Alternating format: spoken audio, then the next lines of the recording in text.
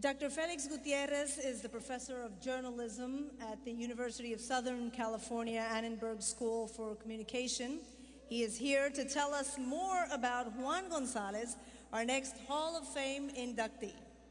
I want to introduce you to someone who I've had the honor and pleasure of knowing and working with for what appears to be the magic number tonight, 39 years.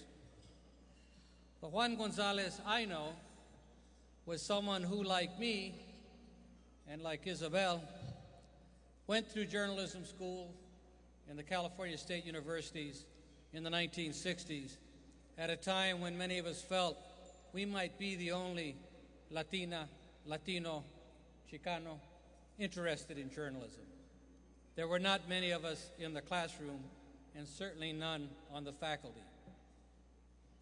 Oftentimes we were made to feel that who we were and where we came from could only hold us back. It really was a Mexican-American generation, and you didn't want to show that you were too much Mexican, but that you could adapt to those who held the American standard. No journalism professor ever told me, and I doubt that anyone ever told Juan or Isabel, "Oh, you come from a family where more than one language is spoken? That could be an asset as a reporter. You visited Latin America, not as a tourist, but to stay with family and members, uncles, aunts, and cousins? That's an angle we don't get in the news media that often. You come from a part of town, a community that we don't cover? You could use your journalism education to get a more accurate story out of the barrios that you came and you know with." It was an assimilation process. You learned to become something other than what you really were, and to leave behind what had gotten you there in the first place. But we also come of age at a time of great change in education in the middle and late 1960s, of a time of challenges from coast to coast, of people looking at what was supposed to be an open and fair society that was not fair with us. And we saw opportunities to use our education to become a voice for justice, a voice to address inequalities.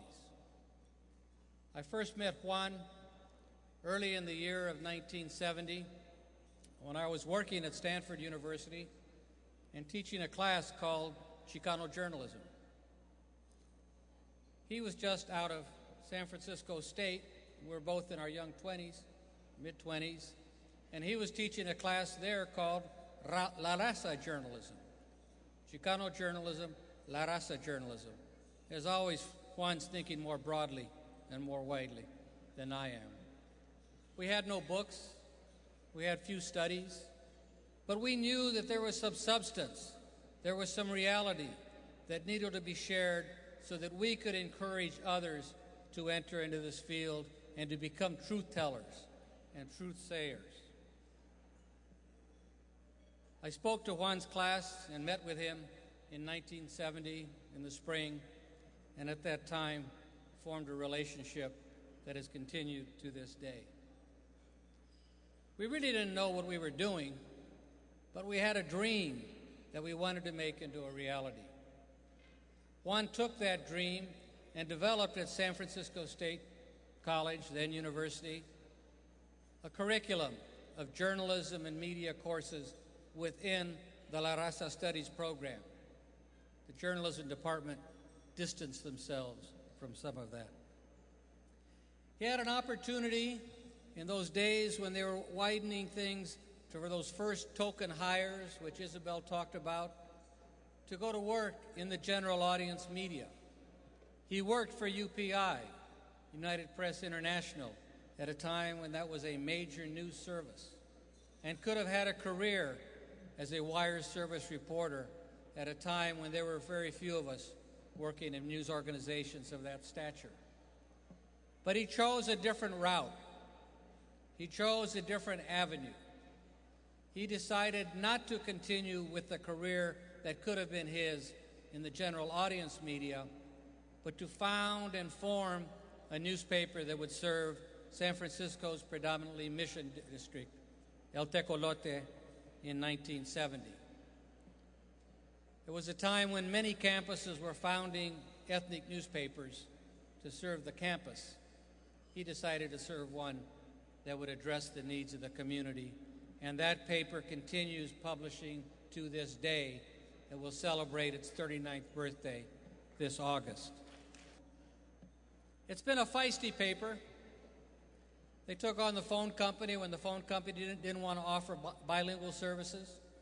In the days before 911, you called a phone operator if you had a fire, needed the police, had a health emergency. If you spoke Spanish, the operator would hang up on you because they didn't have anybody who could take your call or understand it.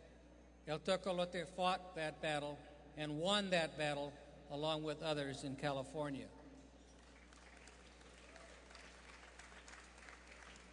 Health services. You go to the hospital. It's the public hospital. You pay taxes to support it.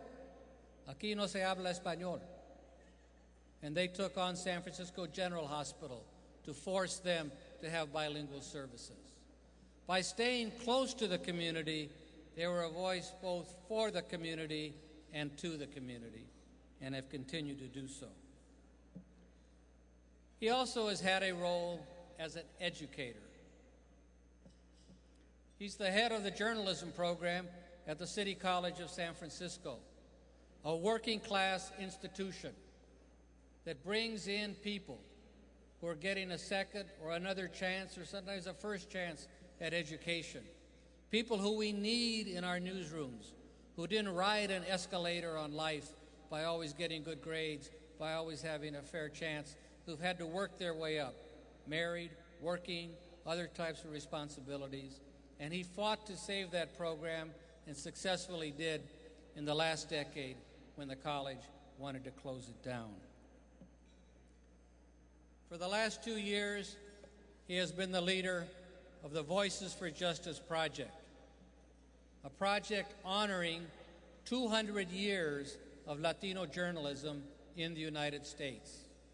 The first Latino newspaper was founded in 1808 in the city of New Orleans and is called El Mississippi. And in 1977, Juan wrote an article called Forgotten Pages about the Latino press and the articles and stories that they covered that nobody's paid much attention to.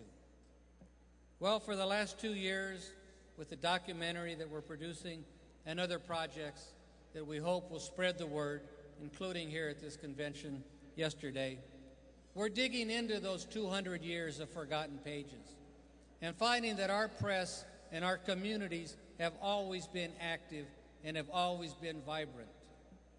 Newspapers calling for bilingual education in 1855.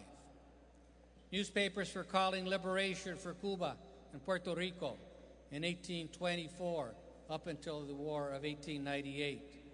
Women's newspapers, feminist newspapers in the 1910s and 1920s, put out by mujeres. We have stories to be told. We are not new to journalism. As much as the efforts to bring us in the post-Kerner era made us feel as though we were new, we weren't. We may have been new to the mainstream journalism, but journalism was not new to us. We have been doing it for more than 200 years, and Juan is documenting that effort for this film. He's a valued colleague and a fighter, and like Isabel, I have 3 words that symbolize the way I see him in terms of our profession. He is an advocate, always fighting, always raising issues, not taking things or accepting them the way they are, but advocating change. He is an educator, reaching out to the next generation and preparing them for careers and work in our field. And he brings those together as a journalist. These are not separate, but they're intertwined.